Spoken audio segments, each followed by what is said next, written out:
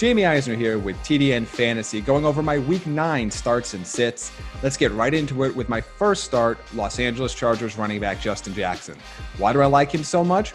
Well, he's averaging 16.7 touches per game since Week 5, averaging 14 fantasy points in that stretch, and he's going up against a Raiders defense that's allowing the 6th most fantasy points per game to the position, including 6.4 catches and 56 receiving yards per outing. He's pretty much game script proof in this matchup, and the way the Chargers use him, I love him as an RB2 this week. My other start, Buffalo Bills wide receiver Cole Beasley. And yes, I know he had a bad game last week, but let's get that out of your mind.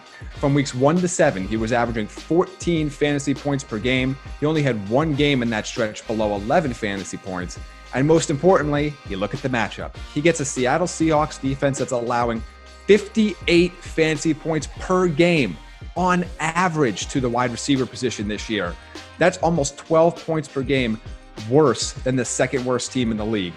You got to love the matchup for him here. He'll bounce right back. He's a consistent option for you if you need help at the wide receiver position.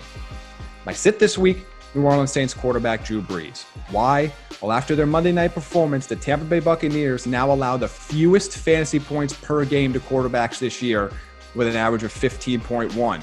Brees, back at home in the Superdome in Week 1 with Michael Thomas, only had 14.4. Now he's going on the road, an area where he's only averaged 16.5 fantasy points per game this year. I don't like him at all. You have better options in single quarterback leagues.